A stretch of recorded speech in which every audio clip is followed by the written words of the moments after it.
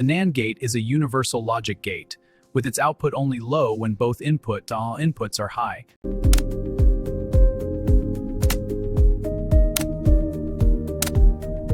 Digital device থেকে যখন তোমাদের সত্য সারণী দেওয়া হয় তখন কিন্তু সেই সত্য সারণী দেখে তোমরা ধরতেই পারো না এটা কোন ধরনের গেট হবে।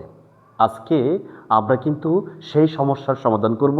দেখো, ময়মনসিংহ বোর্ড 2023 সালে আসা একটা প্রশ্ন, যেখানে লজিক গেট দেওয়া হয়েছে এবং একটা সত্যক সারণী দেওয়া হয়েছে। এই লজিক গেট এবং সত্যক সারণী হলো উদ্দীপক। এই উদ্দীপক থেকে তোমাকে লজিক গেটটি কোন গেটের সমতুল্য এটা প্রমাণ করতে হবে, ব্যাখ্যা করতে হবে, এবং এই যে সত্যক সারণী দেওয়া হলো এই সত্যক সারণীকে নর গেট দ্বারা বাস্তবায়ন করতে হবে। সর্বজনীন গেট থেকে আসলো। চলো আমরা প্রথমেই গ নম্বর প্রশ্নের কাজটা করি। গ নম্বরটা বলছে লজিক গেটটি কোন গেটের সমতুল্য। তার মানে প্রথম চিত্র একের কথা উল্লেখ করা হলো। আমরা এখানে চিত্র এক এটা এঁকে ফেললাম। তুমি দেখো এখানে দুইটা ইনপুট দেওয়া আছে, খেয়াল করছো? দুইটা ইনপুট হলো এ এবং বি। প্রথমে যেটা লেখা আছে সেটা হলো এই নট, তারপর লেখা আছে বি নট। এই দুইটা মিলে হয়ে গেল অর গেট। এ নোট গেল এবং বি নোট গেল, এটা বাঁকা যেহেতু তাহলে প্লাস দিবা, অর গেট ব্যবহার করতে হবে। উপরে কিন্তু সম্মিলিত নট দেওয়া আছে, তাহলে একটা সম্মিলিত নটও তোমাকে ব্যবহার করতে হবে। একইভাবে এটা প্রথমে এ হলো, তারপরে এটা বি, এটা যেহেতু বাঁকা তাহলে প্লাস, এবং যেহেতু এখানে সম্মিলিত নটের চিহ্ন দেওয়া আছে আমরা সবার উপরে একটা নট ব্যবহার করে দেব। এটা লেখার পরে তুমি দেখো এই নর গেটেরও কিন্তু দুইটা ইনপুট রয়েছে। প্রথম এটা গেল, তাহলে আমি প্রথমে ওয়ের মানটা এই অংশটা লিখব, দেখে দেখে লিখব A not B not whole not, অর্থাৎ নর গেট, এবং পরবর্তী এটাও লিখব, এটা হলো A plus B whole not, এটাও নর গেট। এবার যেহেতু বাঁকা আছে বলছিলাম প্লাস দিতে হবে, আর উপরে একটা হোল নট দেওয়া আছে, আমরা অবশ্যই হোল নট ব্যবহার করব। এবার এইটার কিন্তু আমি ফাংশনটা বের করে ফেললাম। চিত্র থেকে ফাংশন বের করা অনেক সহজ, আবার ফাংশন থেকে চিত্র আঁকাটাও কিন্তু অনেক সহজ।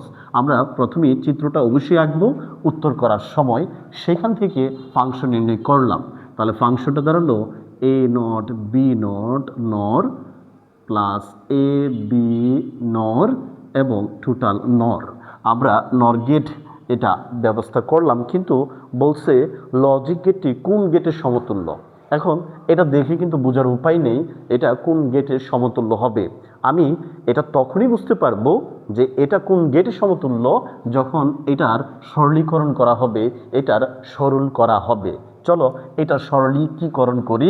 তাহলে প্রথমেই দেখো এইখানে কিন্তু প্লাস আছে, আমরা ডি মর্গানের উপপাদ্য পাইলাম। ডি মর্গানের উপপাদ্য ছিল দুইটা, একটা হলো অর আর নট মিলে নর গেট, সেই নর গেট ভেঙে কিন্তু হয়ে যায় অবশ্যই অ্যান্ড গেট হয়ে যায়। এটা হলো প্রথম উপপাদ্য ডি মর্গানের। এবং আরেকটা সূত্র ছিল ন্যান্ড গেট ভেঙে সেটা কিন্তু অর গেট হয়ে যায়, অর্থাৎ প্লাস ভেঙে ইন্টু হয় আর ইন্টু ভেঙে প্লাস হয়। বাংলা মানে হলো উপরের হোল নট বড় নটটা ভেঙে যায়। একইভাবে আমি এটাও ভেঙে দিতে পারি, যদি এটা ভাঙি তাহলে হয়ে যায় নট বি নট, এটা এই প্লাসটা ভেঙে ইন্টু হয়ে যাবে, প্লাস থাকলে ইন্টু হয়, এভাবে ভেঙে ফেলতে হবে। আমরা এখানে লিখে দেব এ প্লাস বি নট, এই প্লাস ভেঙে ইন্টু হলো। এবার উপরে যে নট আছে এটা কিন্তু ভেঙে পড়বে, এখানে একটা ভেঙে পড়লো, এখান থেকেও একটা ভেঙে পড়লো, দুটাই ভাঙার পরে থাকলো এ নট বি নট, আর এখানে থাকলো এ প্লাস বি। এবার তুমি কি করতে পারবা? দেখো এটা কিন্তু এখনো সরল হলো না, সবচেয়ে ছোট আকারে প্রকাশ করা গেল না, লঘিষ্ঠ আকারে প্রকাশ করা গেল না। লঘিষ্ঠ আকারে প্রকাশ করাটাই হলো সরলীকরণ। চলো তাহলে আমরা এটাকে আরও ভেঙে ফেলি। এটাকে যদি ভাঙি তাহলে হয়ে যায় এইখানে এ নট দ্বারা এটাকে গুণ করবা এবং এ নট দ্বারা এটাকেও গুণ করবা। তাহলে প্রথমে লিখব এ নট এ, তারপরে হবে এ নট বি, তারপর এটা দ্বারা গুণ করলে হবে এ বি নট, সাজিয়ে লিখলাম আর কি। আমি এখন এটা দ্বারা গুণ করতেছি, এটা দ্বারা গুণ করতেছি, তাহলে হয়ে গেল বি বি নট। তুমি দেখো এটা কিন্তু সূত্র পড়লো এ নট, যে কোনো একটা তো শূন্য হবেই, আর শূন্য দ্বারা পৃথিবীর যে কোনো কিছুকে গুণ করলে সেটা শূন্যই হয়।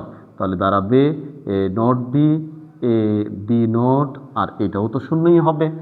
এখন আমি যে কাজটা করব, এইখান থেকে শূন্যগুলো বাদ দেব। শূন্যগুলো বাদ দিয়ে সাজিয়ে লিখি। প্রথমে লিখব A not B plus A B not. এটা এক্সর গেটের এক্সক্লুসিভ অর গেটের সূত্র A not B plus A B not. তাহলে এটা হলো এক্সর গেটের সমতুল্য গেট। আমরা লিখে দিলাম এক্সক্লুসিভ অর গেটের সমতুল্য গেট। এই হলো আমাদের গ নাম্বার প্রশ্নের উত্তর। চলো আমরা ঘ নম্বরটা দেখি। ঘ নম্বরে বলা হয়েছে শুধুমাত্র নর গেট দ্বারা চিত্র 2 এর মাধ্যমে নির্দেশিত গেটটি বাস্তবায়ন কি সম্ভব ব্যাখ্যা করো। আর নর গেট যেহেতু বলছে, নর গেট তো সর্বজনীন গেট, 2 প্রকার হয়, একটা হলো নর গেট, একটা ন্যান্ড গেট। আর সর্বজনীন গেট মানে হলো যে কোনো ধরনের গেট কিন্তু ওইগুলো দিয়ে বাস্তবায়ন করা যাবে, অর্থাৎ যে সকল গেট দিয়ে মৌলিক গেট সহ সকল ধরনের গেট বাস্তবায়ন করা যায় তাদেরকে বলা হয় সর্বজনীন গেট। তারপরে নর গেট দিয়ে যাই আসুক না কেন এটাকে অবশ্যই বাস্তবায়ন করা যাবে। প্রশ্নটা হলো চিত্র 2 এর সত্যক সারণীটা কাকে বা কোন গেটকে নির্দেশ করে। চলো সেটা একটু আমরা ভালো করে বুঝে নিই। গ নাম্বারে চাইছি হলো গেটটা বের করা। চিত্র 2টা যদি আমরা দেখি তাহলে প্রথম পিকিউটা হলো ইনপুট আর আর হলো আউটপুট। এটা আমরা এখানে সুন্দর করে বলে দিলাম যে আরটা হলো আউটপুট। এবার লজিকটা চিন্তা করো, দেখো যখন শূন্য আছে পি অথবা কিউতে, যখন শূন্য যে কোনো একটা শূন্য হলে, খেয়াল করছো যে কোনো একটা শূন্য হলে কিন্তু আউটপুট 1 হচ্ছে। এটাই আমি এখানে বলবো যে কোনো একটা ইনপুট শূন্য হলে আউটপুট 1 হয়। আর যদি এরকম হয় যে না সবগুলো ইনপুট, আর একটা বিষয় এখানে উল্লেখ করা হলো সবগুলো ইনপুট 1 হলেই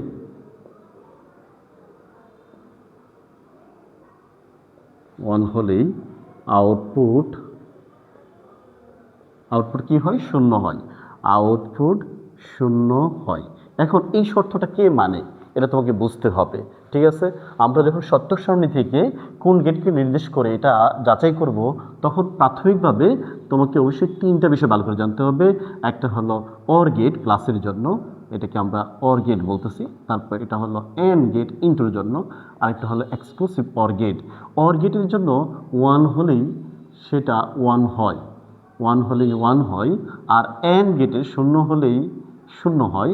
আর হলো এক্সক্লুসিভ অর গেটের ক্ষেত্রে বিজোড় 1 হলেই সেটা 1 হয়। এটা তোমাকে একটু মাথায় রাখতে হবে, ঠিক আছে। বিজোড় সংখ্যক 1 হলেই তার মান কিন্তু সেটা 1 হবে। এখন বিষয়টা বুঝো, যদি অর গেট হতো এটা তাহলে এইখানে যেখানে 1 আছে এটা 1 হতো, এটা 1 আছে 1 হতো, এটা 1 নাই তবু 1 হয়েছে, তাই এটা কিন্তু অর গেটে পড়ে নাই।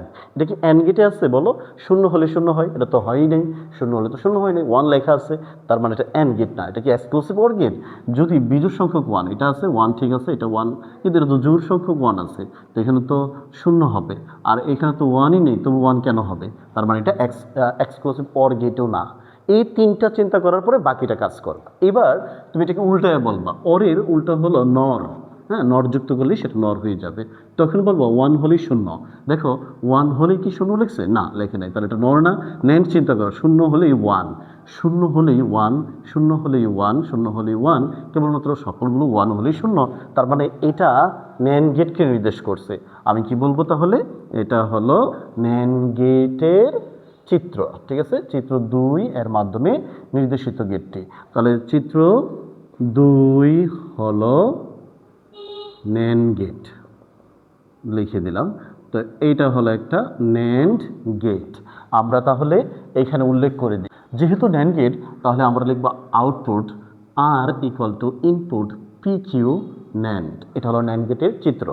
এবার বলছে যে শুধুমাত্র নর গেট দ্বারা চিত্র 2 এর মাধ্যমে নির্দেশিত গেটটি বাস্তবায়ন সম্ভব কিনা। আমরা জানি সর্বজনীন গেট দ্বারা যে কোনো ধরনের গেট বাস্তবায়ন করা যায়। নর গেট যেহেতু একটা সর্বজনীন গেট তাহলে আমি বলবো শুধুমাত্র নর দিয়ে বাস্তবায়ন সম্ভব। পিকিউ ন্যান্ড গেট, এটাকে এখন নর গেট বানাতে হবে। নর গেট বানালে এটা ভেঙে ফেলো, তাহলে তো নর হয়ে যাবে। নর মানে অর থাকা, প্লাস থাকা আর কি। তাহলে এটা ভেঙে ওর হলো, কিন্তু নর হলো না। নর হওয়ার জন্য অবশ্যই নট লাগবে, তার নট দিবা। নিজের থেকে যখন দিবা তখন একটা দেওয়া যাবে না, দিতে হবে 2টা। বাস এইটা থেকে এখন তুমি সার্কিটটা এঁকে দেবা, তাহলেই তোমার কাজটা হয়ে যাবে। তবে সার্কিট বা বর্তনী আঁকবো, পি আর কিউ নেব, পি আর কিউ তারা হবে নর গেট। নর গেট মানে বাঁকা নট দিতে হয়, নর গেট মানে বাঁকা নট দিতে হয়, দুইটা মিলে বাঁকা আবার নট হবে, এতটুকু পর্যন্ত হলো। উপরে যে আরেকটা আছে তার জন্য আমরা আরেকটা নর আঁকবো, আরেকটা নর এঁকে দিলাম। এই হলো আমাদের বাস্তবে। আশা করি শিক্ষার্থীরা তোমরা বুঝতে পারছো, যদি সত্যক সারণী আকারে থাকে, এরকম গেট থাকে, তখন কিভাবে এর উত্তরগুলো সহজে করা যায়। ভিডিওটি ভালো লাগলে লাইক ও শেয়ার করো। ভালো থাকো, সুস্থ থাকো, আর কন্টিনিউ দেখতে থাকো অলরাইট একাডেমি।